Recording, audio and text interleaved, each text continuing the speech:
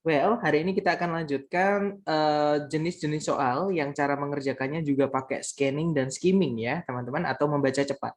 Karena kemarin kita sudah belajar dua jenis soal untuk pengenalan ya, yaitu jenis soal yang locate information atau mencari letak informasi itu di mana, sama pronoun reference atau kata ganti itu kalau di kalimat tersebut menggantikan kata benda apa di sebelumnya yang sudah disebutkan, seperti itu.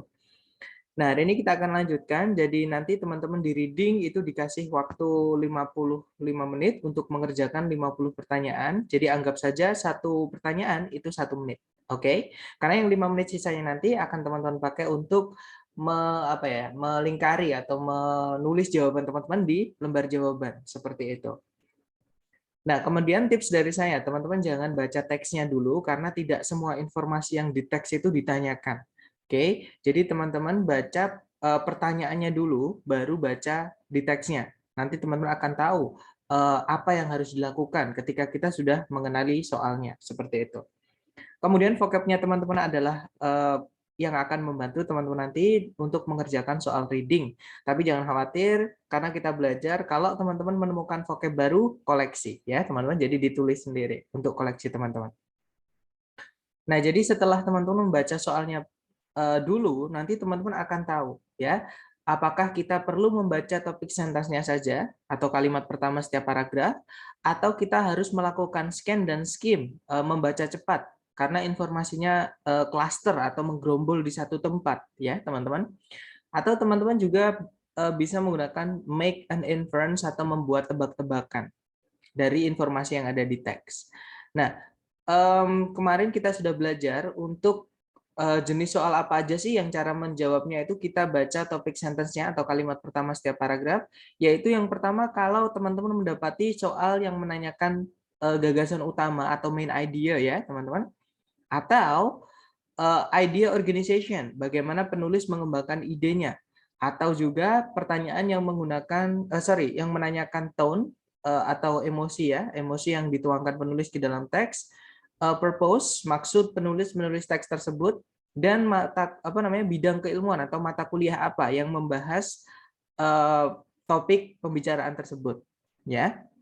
Nah, kemarin kita sudah kenalan dengan scan dan skim, yaitu teknik kedua untuk mengerjakan soal reading, ya.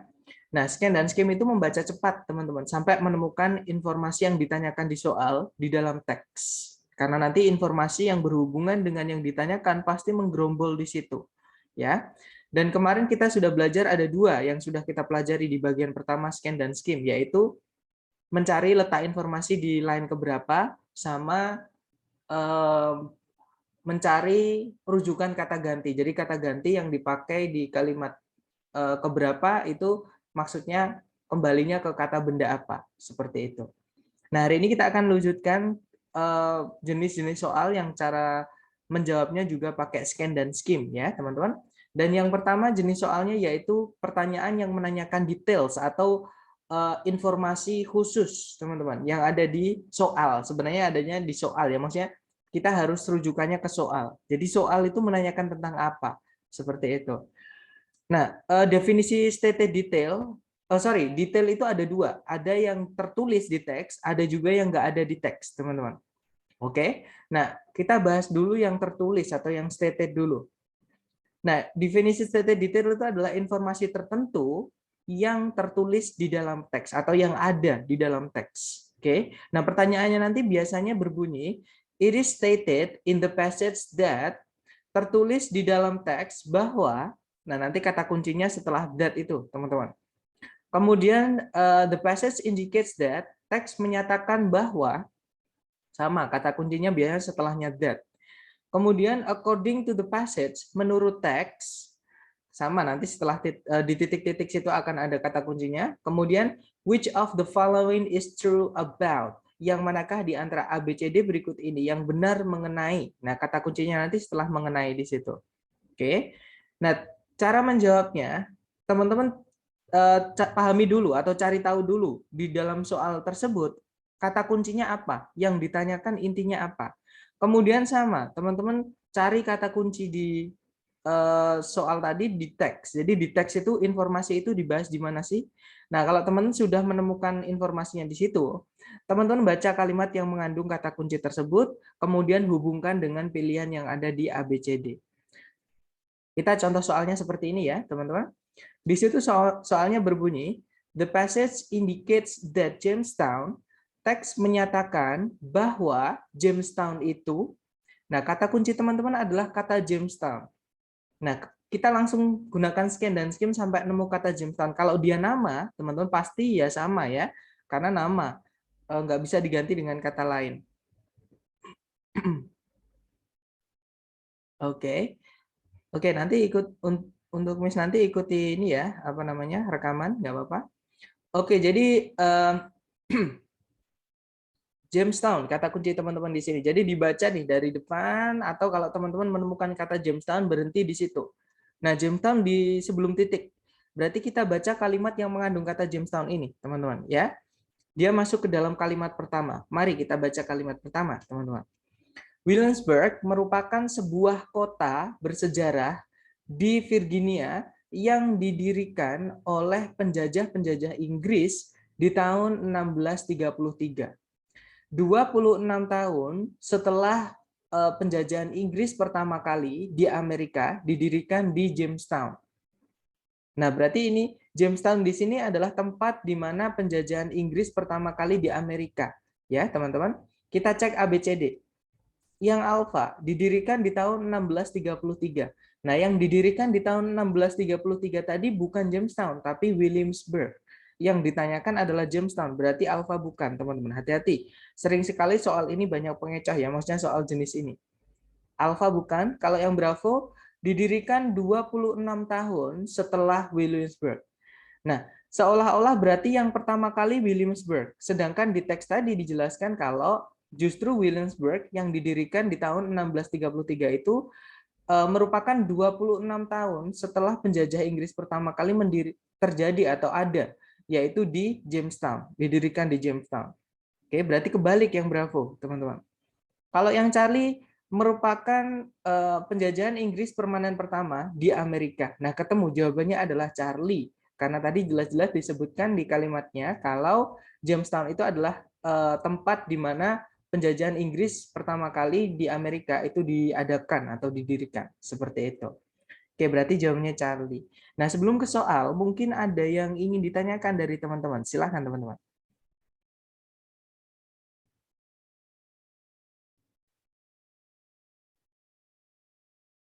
Kalau nggak No, ada, sir. oke, nggak ada ya. Alright, kalau nggak ada sekarang giliran teman-teman. Dicoba dulu. Di sini ada 2 soal, jangan takut salah karena kita belajar seperti biasa ya. Waktunya 2 menit dimulai dari sekarang. Silahkan teman-teman.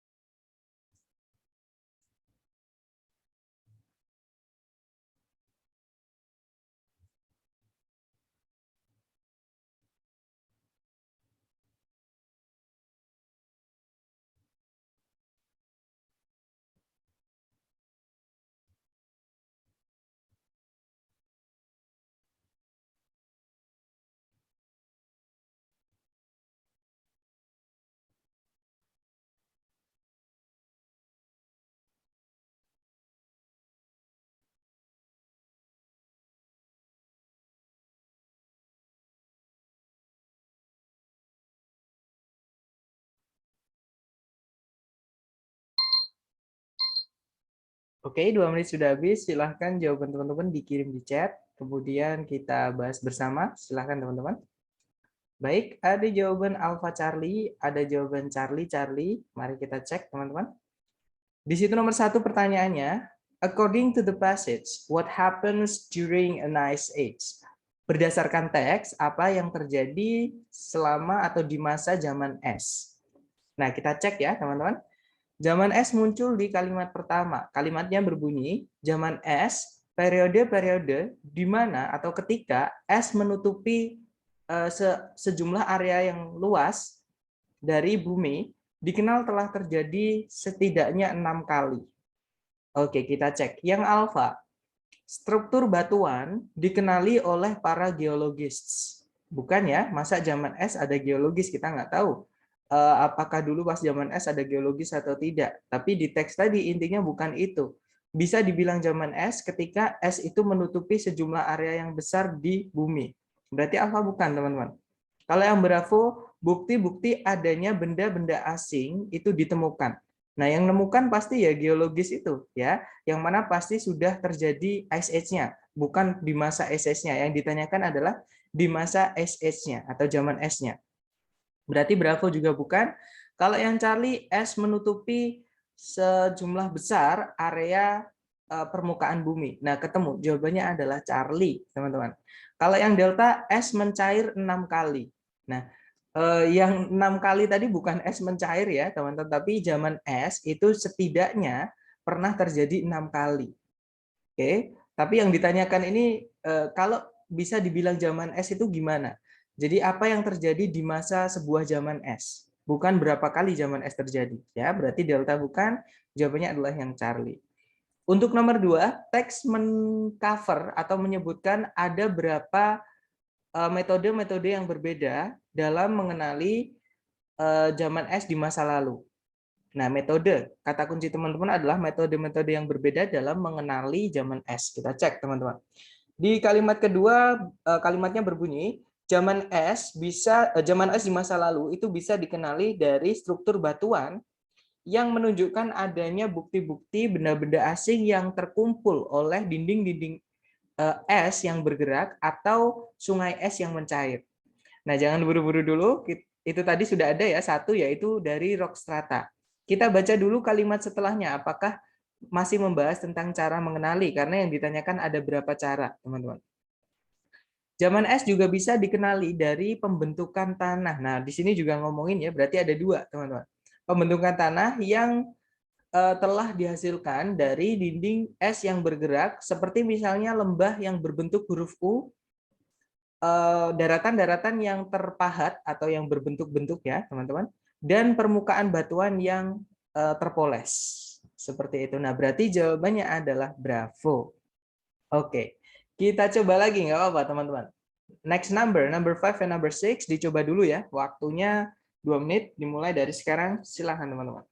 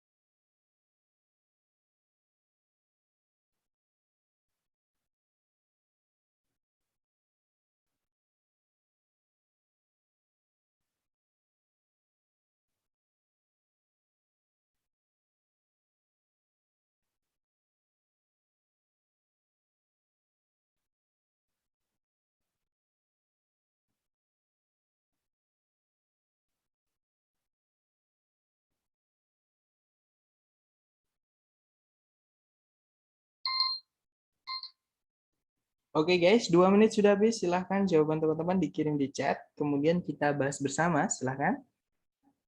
Oke, ada jawaban Bravo Bravo, ada jawaban Delta Charlie, ada jawaban Charlie Charlie. Oke, kita cek teman-teman. Di situ nomor 5 pertanyaannya adalah teks menyatakan bahwa ventricle itu, nah kata kunci teman-teman adalah kata ventricle, yang mana dia disebutkan di kalimat ketiga.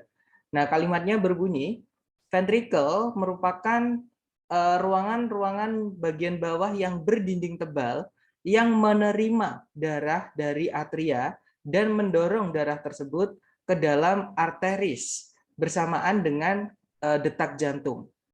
Oke, kita cek teman-teman. Yang alfa memiliki dinding-dinding yang relatif tipis atau cenderung tipis. Bukan ya, jelas-jelas di situ tadi thick walled, berdinding tebal, bukan thin, berarti alfa bukan.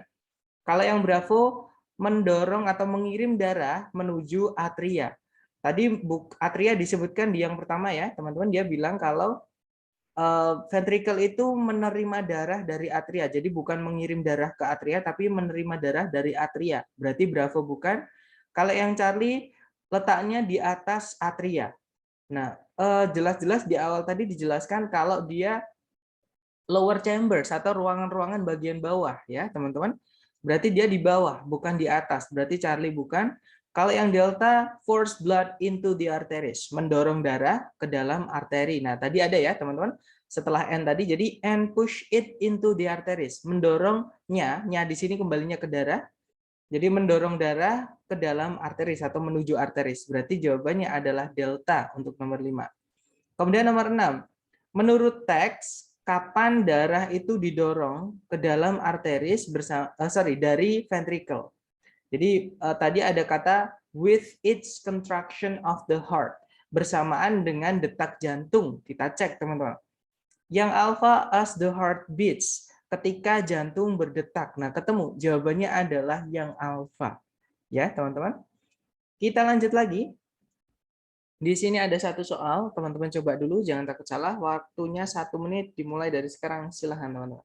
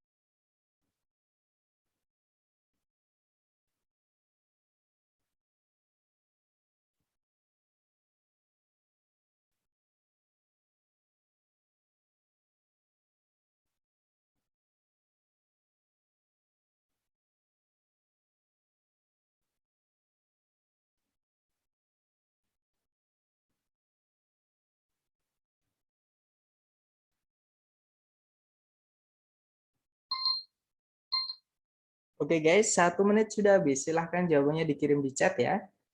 Baik, ada jawaban alpha, ada jawaban bravo. Mari kita cek, teman-teman. Di situ pertanyaan nomor 9 adalah, menurut teks, Golden Age of Railroads, nah kata kuncinya adalah Golden Age of Railroads, di mana dia disebutkan di kalimat pertama. Mari kita baca, teman-teman. Golden Age of Railroads atau zaman keemasan dari rel kereta api merujuk pada periode dari atau sejak akhir perang dingin atau perang saudara hingga awal mula perang dunia I, ketika railroads atau rel kereta api muncul pertama kali dan nyatanya hampir menguasai pasar di dalam bidang transportasi massa di Amerika Serikat. Nah, kita cek ABCD. Yang alfa merupakan hasil dari Perang Dunia I. Bukan ya, kalau hasil berarti setelahnya. Tadi sebelumnya, teman-teman. Jadi dari akhir Perang Saudara sampai awal mula Perang Dunia I, bukan setelahnya. Ya, berarti dia bukan hasilnya, tapi apa namanya? Ya nggak bisa dibilang hasil karena belum selesai Perang Dunia I-nya. Ya, kalau yang Bravo merupakan periode ketika hampir semua transportasi massa di Amerika Serikat dikendalikan atau dikuasai oleh railroads atau rel kereta api. Nah, ketemu. Jawabannya adalah yang Bravo. Tadi ada kata near monopoly atau mendekati monopoli atau menguasai pasar seperti itu, ya teman-teman. Oke, lanjut lagi. Oke, ternyata sudah habis untuk yang stated detail atau detail yang tertulis di teks. Nah, mungkin ada pertanyaan sebelum ke jenis soal berikutnya untuk scan dan skim, teman-teman silakan.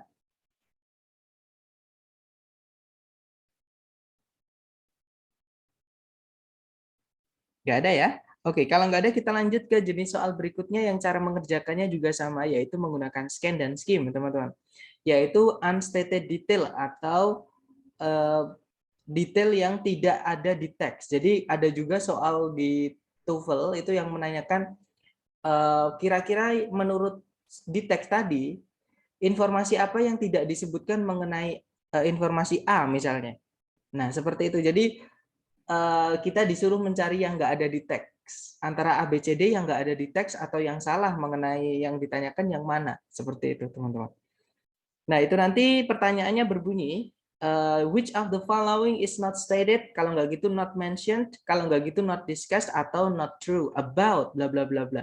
Kalau diartikan yang manakah di antara A, B, C, D tidak disebut, tidak dinyatakan atau tidak disebutkan, tidak dibahas atau tidak benar mengenai, nah kata kuncinya nanti setelah about, teman-teman. Atau all of the following are true except, semua di antara berikut ini benar kecuali. Nah, berarti kita disuruh mencari yang nggak ada mengenai suatu kata kunci, ya. Jadi tetap teman-teman cari dulu kata kunci yang ditanyakan di soal, informasi apa yang ditanyakan, kemudian cari kata kuncinya itu di teks, entah yang tulisannya sama atau yang idenya sama, ya. Kemudian gunakan scan atau skim, terus hubungkan dengan pilihan yang ada di jawaban. Nah, bedanya mungkin dengan yang stated detail tadi, teman-teman. Teman-teman baca seluruh kalimat yang mengenai atau yang berhubungan dengan kata kunci yang ditanyakan. Ya, biasanya satu paragraf. Jadi bukan cuma satu kalimat, tapi biasanya satu paragraf. Atau kalau idenya sudah berubah, berarti ya sudah jangan diteruskan lagi.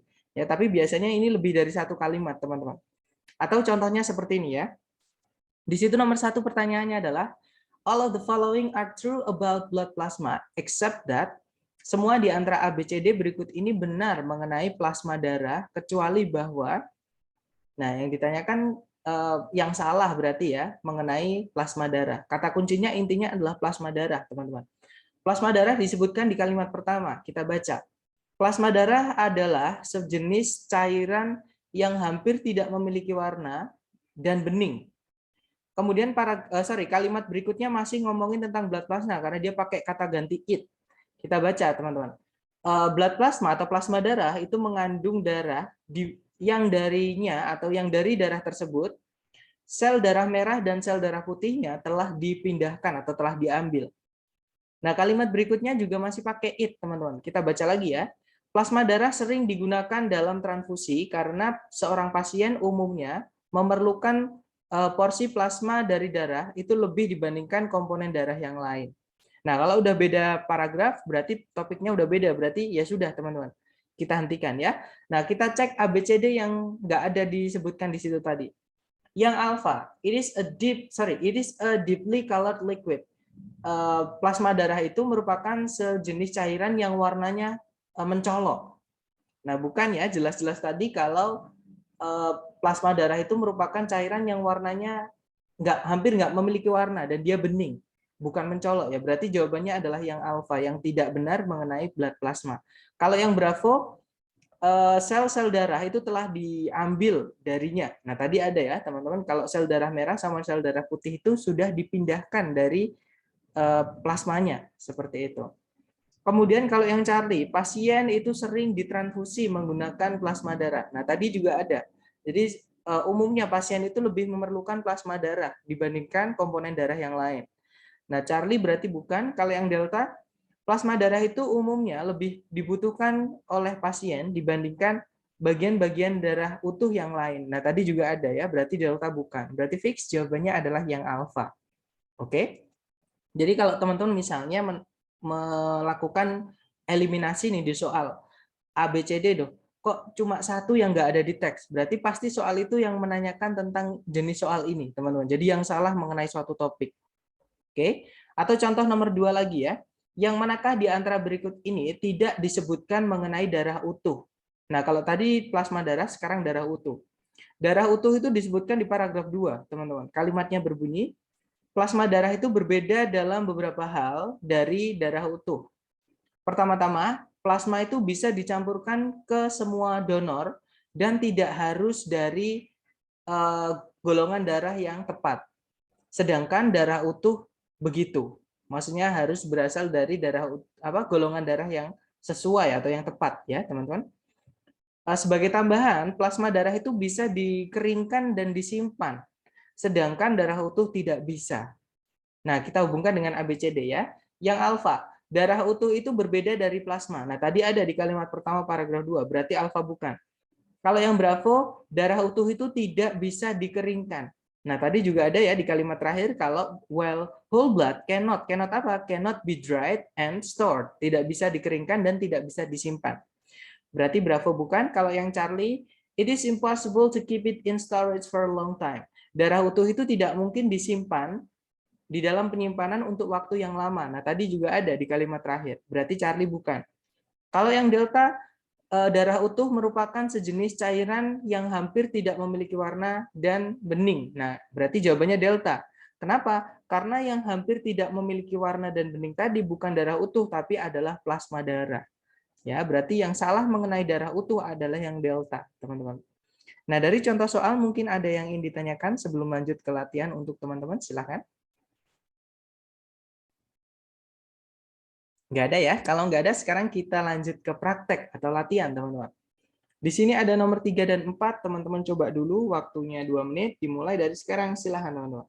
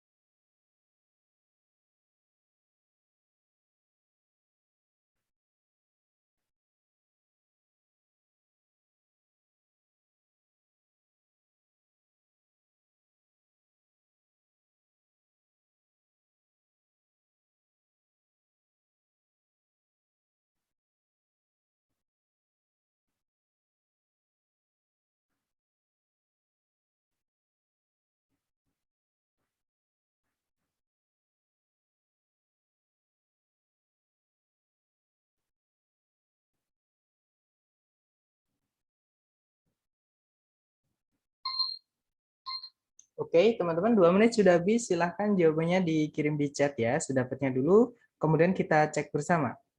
Oke, ada yang menjawab Bravo, ada yang menjawab Bravo, ada yang menjawab Alpha, Alpha, ada yang menjawab Charlie, Charlie. Oke, ada Bravo Charlie. Kemudian kalau teman-teman nanti kalau misalkan slide-nya tidak muncul, berarti koneksi ya. Jadi coba di restart, teman-teman. Ada Bravo Delta. Oke, mari kita cek bersama, teman-teman. Di situ nomor 3, pertanyaannya adalah yang manakah di antara berikut ini tidak benar mengenai Nelly Bly. Oke, nah kata kuncinya kata Nelly Bly. Nelly Bly itu disebutkan di kalimat pertama ya, teman-teman, di line kedua.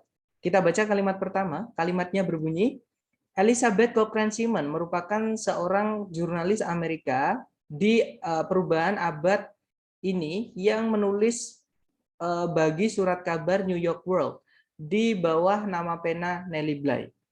sebuah nama yang diambil dari lagunya Stephen Foster, nama judulnya adalah Nelly Bly. Kemudian berikutnya masih ngomongin she ya, masih ngomongin Nelly Bly, kita baca lagi. Dia mendapatkan ketenaran atas pendekatan-pendekatannya dan khususnya untuk cara dia mendapatkan cerita-cerita yang penuh petualangan dan berani. Nah, sudah teman-teman, kita cek ya kalimat berikutnya. Maksudnya di ABCD, bukan kalimat berikutnya, ABCD. Yang alfa, nama asli Nelly Bly adalah Elizabeth Cochrane Simon. Tadi ada, teman-teman. Oke, di kalimat pertama. Berarti alfa bukan. Kalau yang bravo, Nelly Bly itu sakit jiwa. Nah, ini yang nggak ada, teman-teman. Berarti bravo bukan. Jawabannya adalah yang bravo. Oke. Kalau yang Charlie, nama Nelly Bly itu datang dari sebuah lagu. Tadi ada ya lagunya Stephen Foster, teman-teman. Kalau yang Delta, nama Nelly Bly itu digunakan di artikel yang Simon tulis. Nah, tadi juga ada. Jadi pen name atau nama penanya adalah Nelly Bly. Sebentar, teman-teman. Coba saya stop share, kemudian saya share lagi ya. Nanti kalau teman-teman sudah di PowerPoint, tolong kasih tahu saya.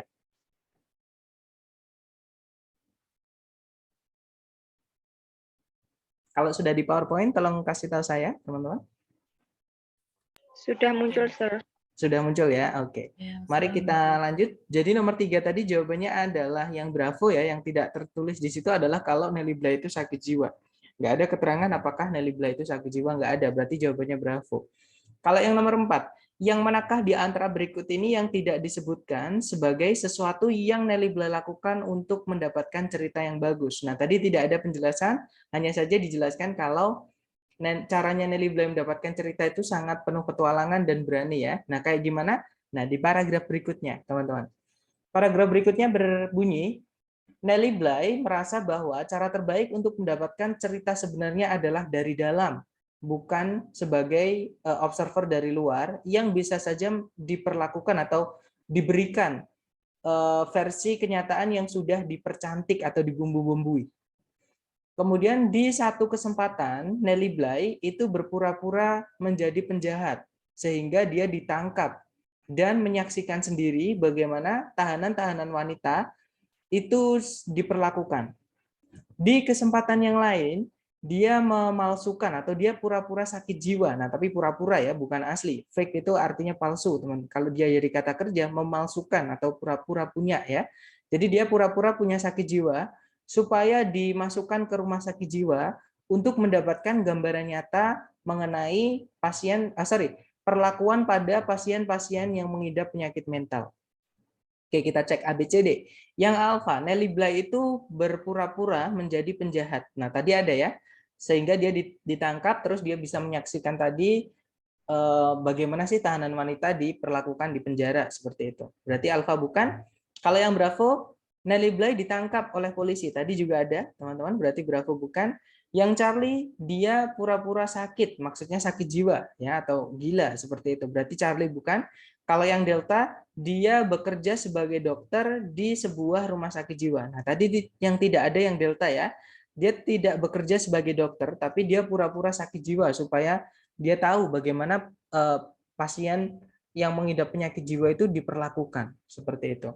Oke, berarti jawaban nomor 4 adalah yang Delta yang tidak disebutkan mengenai sesuatu yang Nelly Bly lakukan. Oke, kita lanjut lagi ke nomor 5 dan 6. Dicoba dulu, teman-teman. Waktunya 2 menit dimulai dari sekarang. Silahkan.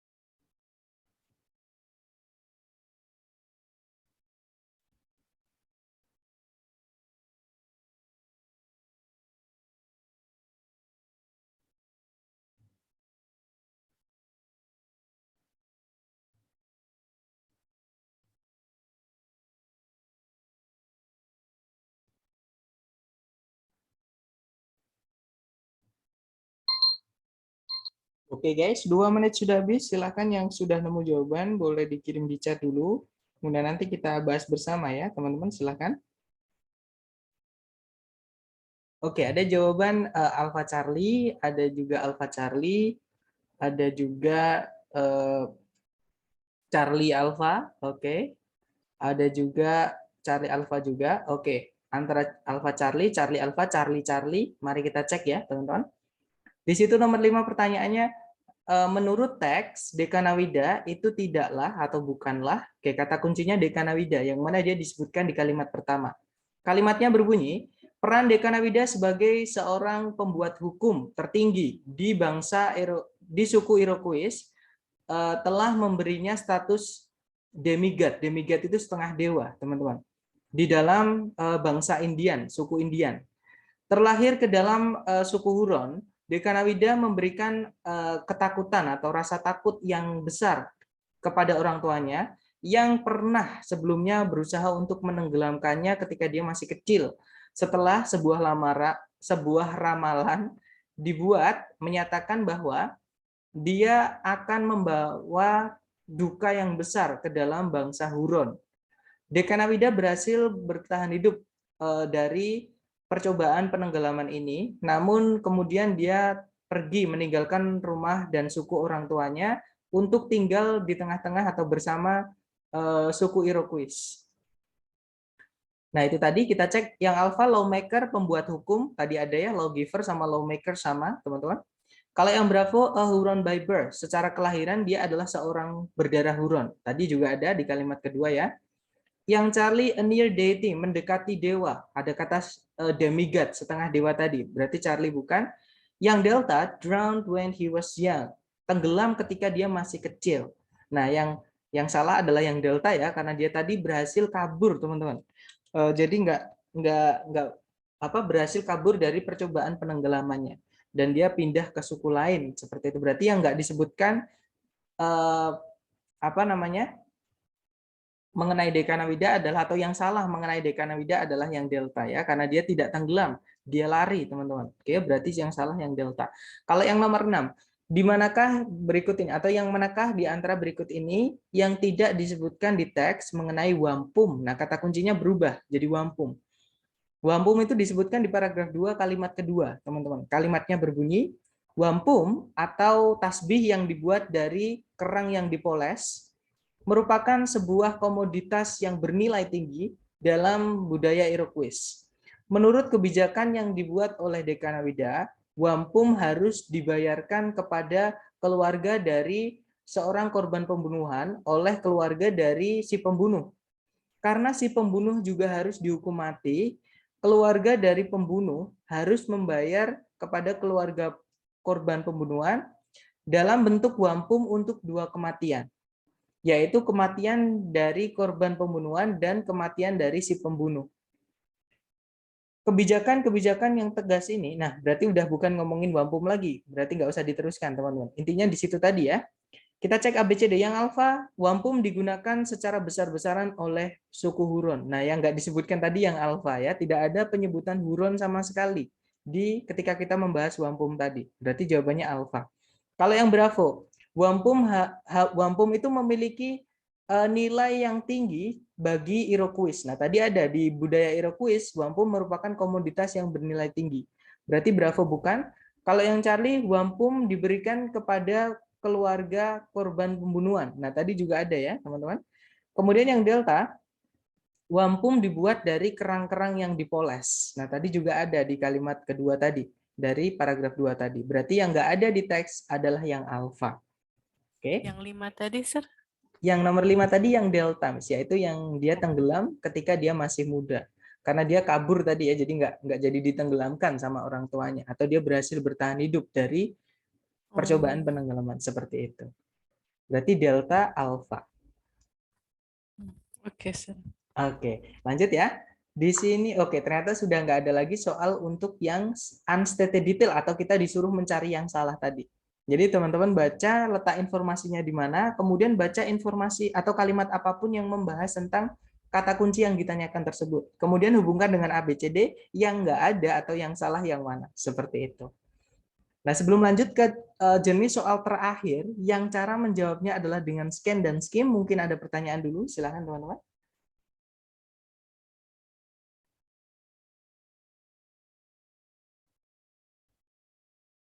Nggak ada ya? Oke, kalau nggak ada saya lanjut. Nah, jenis soal terakhir yang cara menjawabnya juga pakai scan dan skim itu adalah vocabulary question atau menanyakan vocab atau kosakata ya, teman-teman.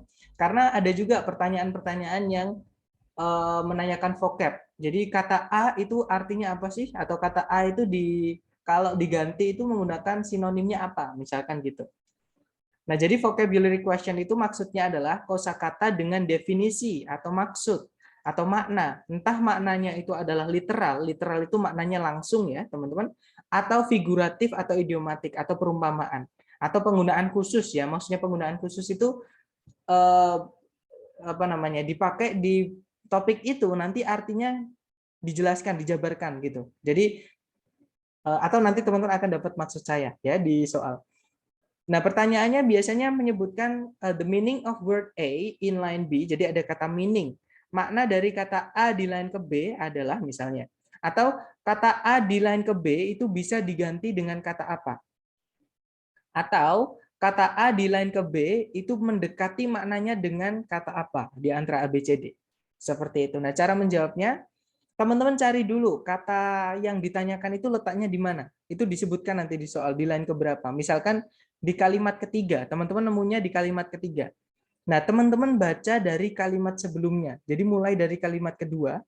Oke, jadi mulai dari kalimat kedua, kemudian kalimat ketiga tadi yang mengandung kata itu dibaca, kemudian kalimat berikutnya juga dibaca. Jadi ada 3 kalimat nanti yang teman-teman baca.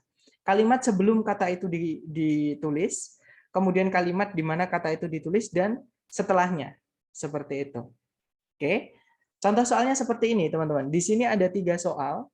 Pertanyaan nomor 1 adalah, menurut line pertama dari teks, apa sih teddy bear itu?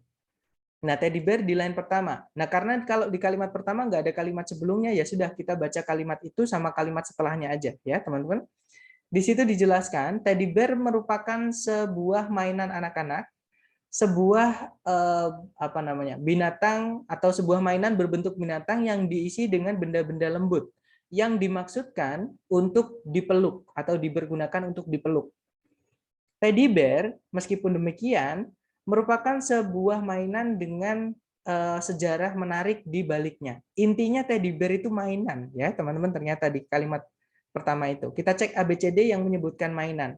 Nah, ABCD yang menyebutkan mainan, adakah yang tahu jawabannya, teman-teman? Plaything. That's right. The answer is delta ya. Plaything itu sama kayak toy, itu sinonim teman-teman. Plaything itu artinya mainan. Nah, jawabannya delta. Kalau yang alpha, ferocious animal, hewan ganas. Nah, ini kalau kita ganti ke dalam teddy bear, ke dalam ya ke teddy bear. Nanti misalnya nih, seekor binatang ganas merupakan mainan anak-anak. Nah, nggak cocok masa anak-anak dikasih binatang ganas, binatang buas. Kan malah nanti adanya anak-anaknya jadi mainan sama binatang buasnya itu ya, jadi mainannya, bukan jadi yang dimainkan seperti itu. Berarti jawabannya adalah yang delta maksud saya, yang alfa bukan.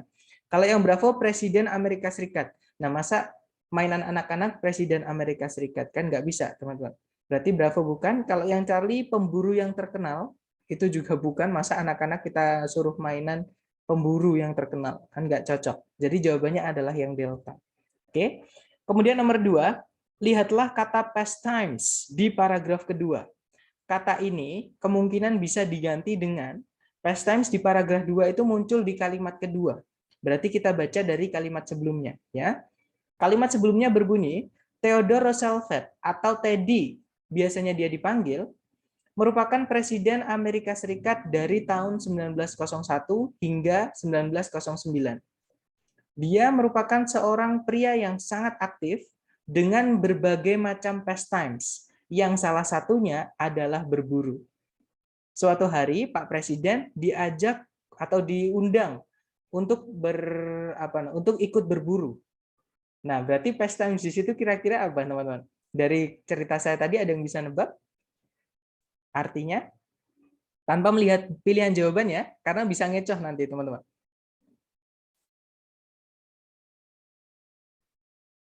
Kalau ragu nggak apa-apa. Kalau misalkan ragu nggak apa, di situ kita cocokkan aja dengan ABCD. Yang alpha, teman-teman. Past occurrences. Past occurrences. Past occurrences itu artinya kejadian-kejadian di masa lalu. Nah, di sini jelas-jelas dia menjelaskan waktu Theodore Roosevelt menjadi presiden, bukan sebelumnya, teman-teman. Oke, berarti ini bukan kejadian sebelumnya atau kejadian di masa lalu sebelum dia jadi presiden, bukan. Kalau yang Bravo, previous jobs, pekerjaan sebelumnya juga bukan, karena dia menjelaskan ketika dia sudah menjadi presiden tadi, teman-teman. Oke. Kalau yang Charlie, hunting trips, nah nggak mungkin kalau pastimes itu artinya hunting trips, kalau salah satunya adalah berburu. Misalkan pastimes itu adalah perjalanan berburu, ya berarti semua pastimes itu berburu, bukan salah satunya saja. Charlie nggak bisa. Jawabannya adalah yang delta, teman-teman. Leisure activities. Artinya leisure itu adalah waktu luang. Activities itu aktivitas. Jadi aktivitas waktu luang atau hobi. Ya, memang kalau kita cek di kamus, pastimes itu artinya adalah hobi, teman-teman. Oke, jadi pastime itu adalah kata benda, artinya adalah something that you do because you think it is enjoyable or interesting. Artinya adalah hobi. Nah, hobi itu artinya kalau dijelaskan sama kayak yang delta, berarti jawabannya delta. Nah, sama kalau teman-teman dapat vocab baru nih, pastimes. Nah, itu artinya hobi, tulis aja, teman-teman. Oke, karena nanti kemungkinan waktu teman-teman real test, kata ini akan keluar lagi. Seperti itu. Kemudian nomor 4, di line ke-10, sebuah kartun bisa dideskripsikan sebagai. Di line ke-10 berarti kalimat pertama paragraf, oh enggak, di kalimat kedua paragraf ketiga, terakhir ya teman-teman. Berarti kita baca dari kalimat pertamanya. Kalimat pertama berbunyi, kejadian tadi menarik banyak perhatian dari para jurnalis. Pertama kali atau pertama-tama, sebuah kartun atau sesuatu yang digambar oleh Clifford K. Berryman untuk membuat lelucon dari kejadian tadi, itu muncul di koran Washington Post. Dan kartun tersebut secara luas didistribusikan atau disalurkan, disebarluaskan, dan dicetak kembali di seluruh antero negeri. Nah, berarti kartun itu adalah sesuatu yang digambar oleh siapa? Oleh Clifford K. Berryman. Berarti dia gambar ya, teman-teman. Kemudian ada tujuannya, yaitu untuk membuat lelucon dari situasi tadi. Nah, berarti kita cek ABCD gambar yang punya tujuan. Yang alpha, a newspaper, koran, bukan ya. Yang Bravo, sejenis teddy bear, juga bukan, karena teddy bear tadi mainan, bukan gambar. Bravo bukan. Kalau yang Charlie, a drawing with a message, sebuah gambar dengan sebuah pesan atau maksud. Nah, ketemu jawabannya adalah yang Charlie, teman-teman. Oke. Nah, dari contoh soal untuk vocab question, mungkin ada pertanyaan sebelum kita lanjut ke latihan buat teman-teman. Silakan.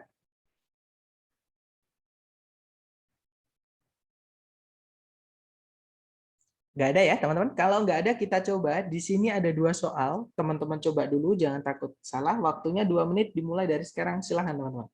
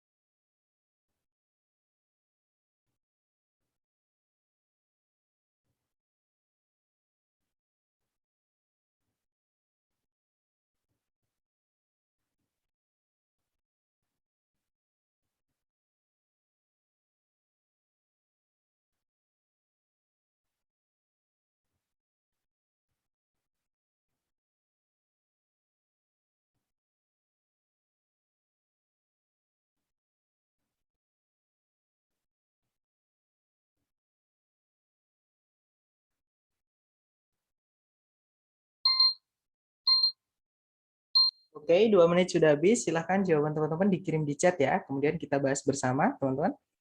Oke, ada jawaban Charlie Charlie, ada Bravo Charlie, ada Bravo Alpha juga, ada Charlie Charlie. Mari kita cek ya, teman-teman. Di situ nomor 5 pertanyaannya, supernova di line pertama adalah yang manakah di antara berikut ini? Oke, kata kuncinya supernova di line pertama. Berarti kita baca kalimat pertama sama kalimat kedua, teman-teman. Kalimat pertama berbunyi, supernova terjadi ketika semua kandungan hidrogen di dalam inti sebuah bintang yang besar ditransformasi atau berubah menjadi besi dan kemudian meledak. Semua bintang meledak atau mati setelah bahan bakar inti mereka itu habis atau ya habis ya. Berarti supernova tadi sebuah kejadian, ada kata terjadi, teman-teman. Kejadian apa? Kejadian bintang itu meledak. Ya, berarti jawabannya kita cek yang alpha, the iron component of a star. Kandungan besi di dalam bintang. Bukan ya, masa kandungan besi terjadi kan nggak bisa, teman-teman. Kalau yang Bravo, inti dari sebuah bintang juga bukan. Kalau yang Charlie, hydrogen in a star, kandungan hidrogen di dalam bintang juga bukan. Jawabannya adalah yang Delta, teman-teman. The explosion of a star, ledakan bintang. Oke, jadi supernova itu ledakan bintang, itu istilah astronomi ya. Kemudian nomor 6, astrologi. Nomor 6, menurut teks, yang manakah di antara berikut ini yang paling mendeskripsikan Magellan Cloud di line ke-7? Di line ke-7 dia masuk di kalimat pertama paragraf 2. Berarti kita baca dari kalimat pertama sama kalimat kedua dari paragraf 2 ya, teman-teman. Kalimatnya berbunyi, supernova itu tidak sering terjadi. Mereka terjadi sekitar sekali setiap 100 tahun di galaksi manapun. Dan di tahun 1987, sebuah ledakan bintang yang bisa dilihat dengan mata telanjang terjadi di Magellan Cloud, sebuah galaksi yang dekat dengan Milky Way. Para ilmuwan secara berkala mendeteksi ledakan bintang di galaksi-galaksi yang lain. Namun, tidak ada satupun ledakan bintang pernah terjadi di Milky Way atau galaksinya Bumi sejak tahun 1604. Nah, kita cek ABCD. Yang alfa, galaksi di dalam Milky Way, bukan di dalamnya ya. Teman-teman tadi dijelaskan close to Milky Way. Jadi di dekatnya Milky Way. Berarti alfa bukan. Kalau yang Bravo, sebuah awan yang mengandung hidrogen. Bukan, karena dia bukan awan, dia adalah galaksi. Memang namanya Magellan Cloud, tapi dia bukan berarti cloud ya atau awan. Itu tadi dijelaskan Magellan Cloud itu adalah a galaxy close to the Milky Way. Jadi sebuah galaksi yang dekat dengan Milky Way. Milky Way itu Bima Sakti, teman-teman. Oke, berarti Bravo bukan. Kalau yang Charlie, sebuah galaksi dekat galaksinya Bumi. Nah, tadi Milky Way dijelaskan kalau Milky Way itu galaksi yang mencakup Bumi atau galaksinya Bumi. Oke, berarti jawabannya adalah yang Charlie, teman-teman. Magellan Cloud itu adalah galaksi dekat galaksinya Bumi yang namanya Milky Way atau Bima Sakti tadi. Oke, kalau yang Delta sebuah awan, nah sama. Dia bukan awan, dia adalah galaksi. Ya, jawabannya Charlie.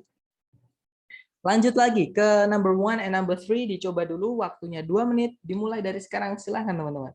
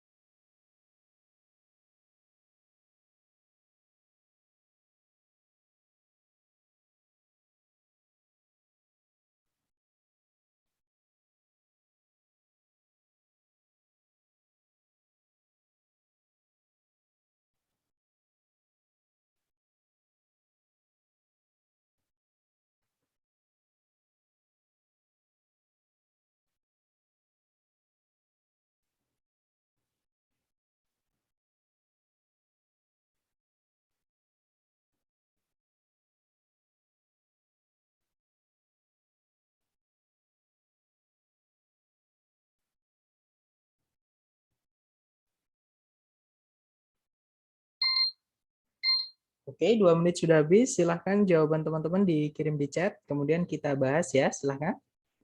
Ya, ada jawaban Delta Bravo, Delta Charlie, Bravo Bravo. Oke, mari kita cek, teman-teman. Di situ nomor 1 pertanyaannya, di line ketiga, kata widow, maksudnya atau berarti. Nah, sebenarnya kalau teman-teman latihan, itu buka kamus nggak apa-apa. Ya, teman-teman. Nanti kalau dapat vocab baru ditulis. Nah, intinya di situ yang ditanyakan widow di line ketiga. Di line ketiga itu berarti, nah ini ya, widow. Berarti kita baca dari kalimat sebelumnya, yaitu kalimat kedua. Kalimat kedua berbunyi, it is most common in the southern part. Nah, it-nya di sini kembali ke black widow. Dia sejenis laba-laba, teman-teman. Yaitu the most dangerous spider. Jadi, laba-laba tersebut itu paling sering ditemukan di bagian selatan dari negara tersebut. Maksudnya United States di kalimat pertama itu. Ya. Namun, laba-laba tersebut bisa ditemukan juga di penjuru negeri atau di seluruh negeri. Black Widow mendapatkan namanya karena si betina diketahui akan membunuh pejantannya setelah kawin dan hasilnya menjadi seekor widow. Widow itu artinya adalah janda, teman-teman. Oke, kita cek ABCD. Yang alpha, a type of potion, sejenis racun. Bukan ya, masa sebuah racun janda? Bukan, teman-teman. Kalau yang Bravo, the dead male spider, laba-laba jantan yang mati. Bukan juga. Kalau yang Charlie, korban manusia dari laba-laba tersebut. Itu juga bukan. Yang Delta, a female whose mate has died. Seekor betina yang jantannya telah mati. Nah, ketemu jawabannya adalah yang Delta. Sebenarnya bukan mati ya, tapi dibunuh sendiri. Jadi kalau seperti kayak belalang sembah, teman-teman. Kalau habis kawin, si jantan itu dimakan kepalanya, dia diputusin kepalanya. Seperti itu. Oke, jawabannya adalah yang Delta.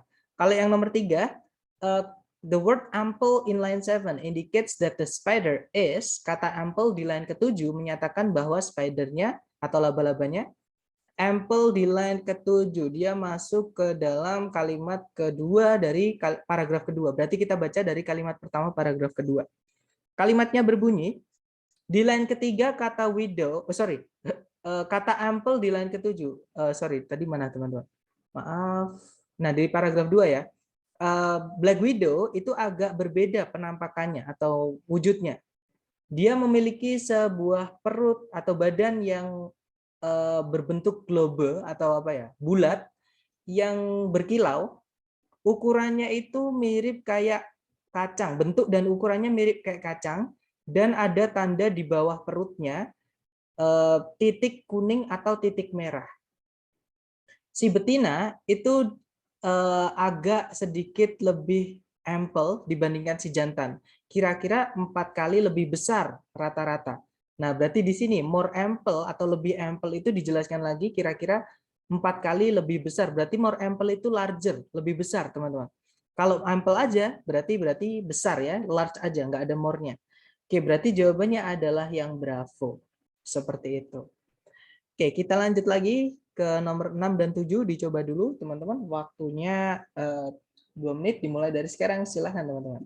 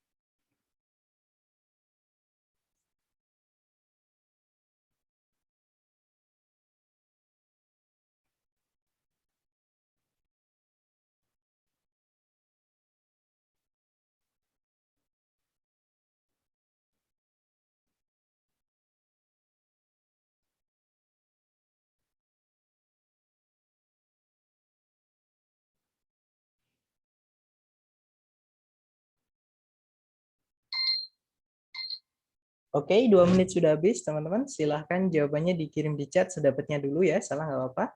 Nanti kita bahas bersama. Oke, ada jawaban Alpha Charlie, dan semuanya menjawab Alpha Charlie. Kita cek, teman-teman. Ada Charlie juga, mari kita cek. Nomor 6 pertanyaannya adalah, kata propel di line ke-7 itu bisa digantikan dengan propel di line ke-7. Berarti di paragraf kedua ya. Di line ke-7 berarti ini, teman-teman, di sini ya. Di kalimat pertama. Kita baca kalimatnya. Secara umum, sebuah angin puyuh itu bisa path itu apa ya? Meninggalkan atau menerjang, bisa menerjang beberapa ratus yard dan bertahan kurang dari 1 jam. Rata-rata angin puyuh itu bisa propel sendiri pada kecepatan 15 sampai 20 mil per jam. Dan oleh karena itu mengcover atau mencakup gitu ya, mencakup jarak 20 atau sekian mil. Nah, ini di sini ada matematika. Tadi kan kecepatannya 15 sampai 20 mil dan berlangsungnya kurang dari 1 jam. Nah, 20 mil per jam itu kecepatannya. Berarti kalau nggak ada 1 jam ya berarti kurang dari 20 mil. Jadi 15 sampai 20 milan kira-kira jejaknya ya, teman-teman. Kemudian tornadoes atau angin puyuh, meskipun demikian itu bisa lebih buruk dibandingkan rata-rata. Nah, di situ tadi ada penjelasan kecepatannya ya, yaitu 15 sampai 20 mil per jam. Nah, kecepatan apa? Kecepatan bergerak. Jadi propel itu artinya bergerak, teman-teman. ABCD yang artinya bergerak atau berpindah itu adalah yang alfa, yaitu move. Berarti jawabannya alfa, ya. Kalau yang nomor 7, yang manakah di antara berikut ini paling mendekati maknanya dengan kata devastating di line ke-9? Di line ke-9, devastating. Nah, setelah kalimat tadi. Kalimatnya tadi berbunyi, ini teman-teman, angin puyuh meskipun demikian itu bisa jauh lebih buruk dibandingkan yang rata-rata.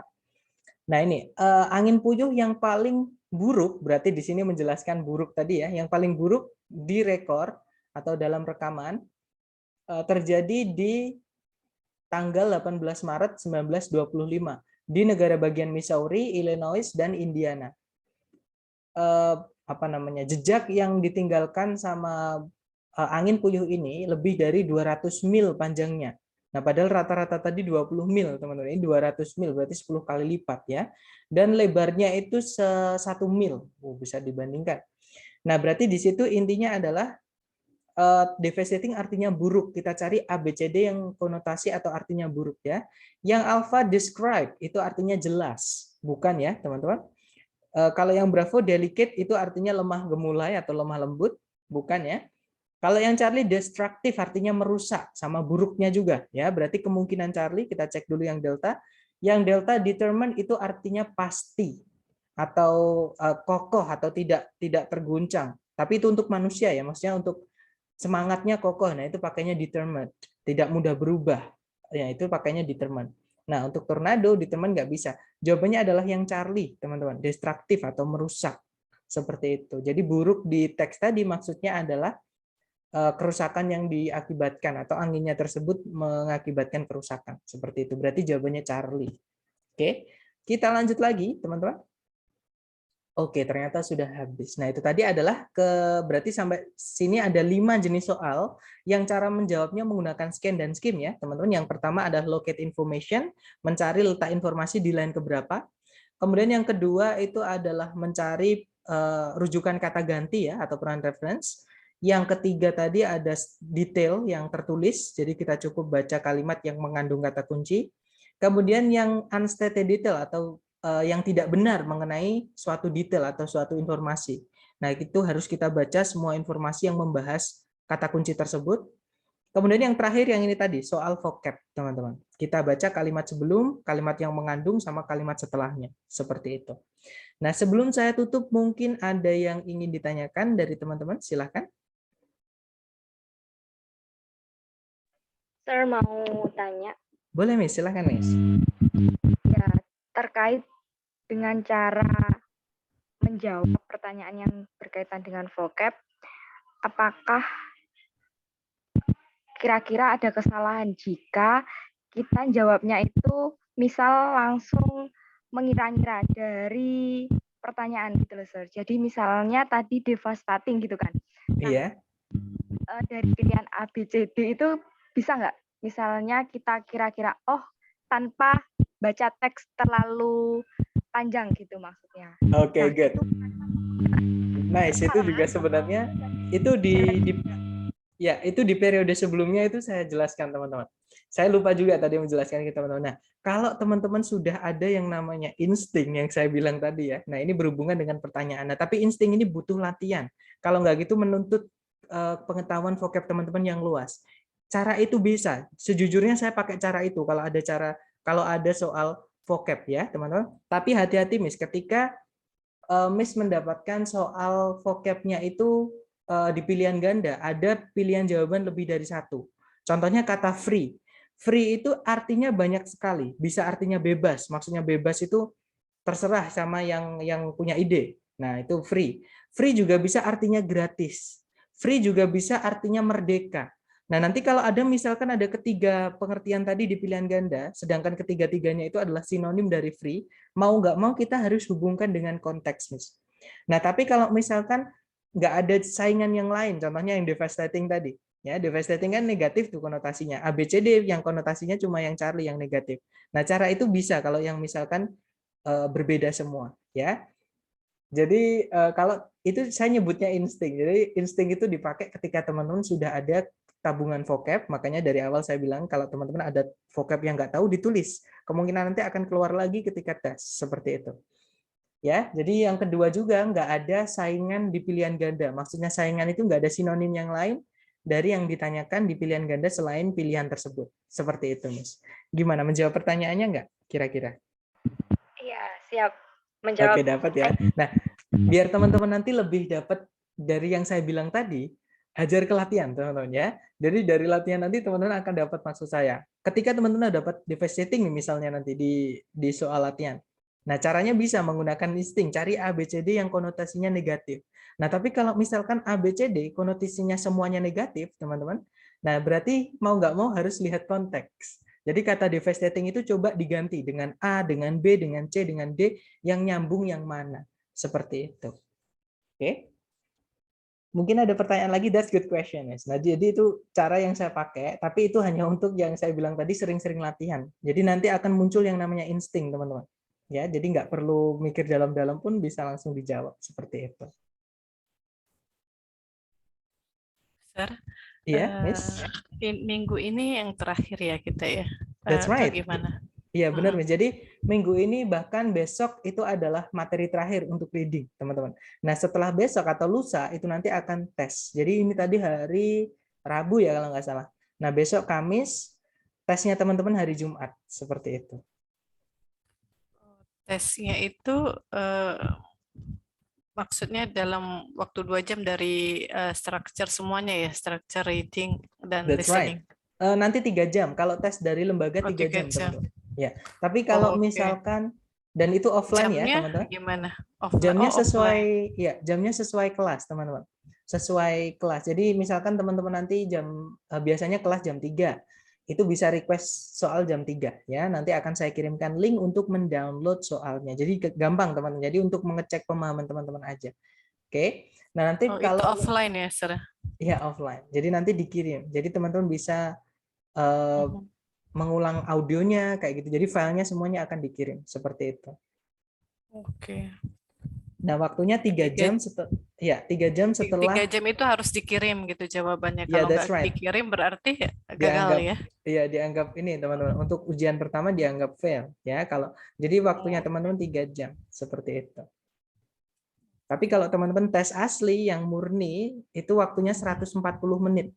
Jadi sekitar 2 jam 20 menit, teman-teman. Oke. Seperti itu. Oke, Sir. Thank you, Sir. Oke. Nah, untuk teman-teman yang merasa masih kurang atau gimana, jangan khawatir. Teman-teman sudah saya buatkan kisi-kisi ya. Tapi itu nanti akan saya masukkan ke kelas tambahan. Jadi kalau nanti teman-teman merasa pengen ikut kelas tambahan, nggak apa-apa, japri aja ya. Teman-teman nanti saya masukkan grup. Di situ nanti saya akan kasih teman-teman soal prediksi. Sebenarnya bukan prediksi karena saya sudah tahu soalnya dan saya buatkan kisi-kisi yang cara menjawabnya sama. Misalkan di structure nomor 1 yang hilang adalah subjeknya misalnya. Nah, nanti di kisi-kisi tersebut latihan itu sama, saya buatkan soal yang hilang adalah subjeknya, seperti itu. Jadi buat latihan teman-teman, biar persiapan biar lebih kuat juga, dan nanti sebelum remedi, teman-teman juga saya kasih kelas pembahasan soal tes, karena nanti remedinya soalnya sama, teman-teman, seperti itu. Jadi biar lebih jadi memaksimalkan. waktu pas kita udah misalnya hari Jumat nih kita tes, kemudian ada pembahasan ya untuk remedinya ya, untuk pembahasan yang soal itu. Nah, nanti kan teman-teman misalnya belum puas dengan nilainya, nggak apa-apa, jangan khawatir teman-teman, karena nanti itu nanti ada kelas tambahan untuk membahas itu. Tapi teman-teman kalau mau ikut japri dulu kelas ya. tambahannya Ya, nanti japri dulu. Nanti saya buatkan grup teman-teman untuk teman-teman yang merasa perlu kelas tambahan seperti itu. Oke, berarti kalau misalnya kita merasa kurang nilainya berarti harus japri dulu ya untuk kelas tambahan. Kalau enggak akan diikutin dalam grup gitu. That's right. Karena saya merasa berarti teman-teman udah merasa siap, atau mungkin juga karena memang TOEFL dalam 1 bulan itu memusingkan teman-teman. Memang cepat banget. Saya aja belajar TOEFL sekitar kelas tambahannya berapa lama? Berapa hari gitu kelas tambahan biasanya? Jadi gini, teman-teman saya kasih satu soal prediksi yang saya maksud tadi, yang saya sudah samakan ya kisi-kisinya. Nah itu dikerjakan aja. Kalau sudah selesai, nanti kita diskusi waktunya ya teman-teman. Atau jangan khawatir, nanti ada solusi teman-teman. Nah kemudian yang kedua itu setelah tes. Setelah tes kan soalnya teman-teman sudah tahu tuh. Nanti untuk remedi juga udah tahu. Nah biar siap, teman-teman juga tahu nih bagaimana saya dapat skor dari segitu tuh dari mana. Salah saya di mana, harusnya apa. Di tes itu. Nah, itu nanti akan dibahas di situ. Jadi tenang aja, Miss. Nanti akan dibahas di situ. Jadi cuma kalau dibilang berapa lama ya kira-kira mungkin dibilang 2 hari, cuman ya nggak selama 2 hari sekalian. Jadi bebas kayak gitu. Baik, Sarah. Oke, dapat ya maksud saya? Mungkin ada pertanyaan lagi, silahkan teman-teman. Intinya teman-teman nikmatin aja ya belajarnya, maksudnya juga saya juga dulu gitu, salah itu juga saya seneng, malah maksudnya seneng, saya dapat sesuatu yang baru, oh lah ternyata gini. Saya harapnya teman-teman juga merasakan kayak gitu.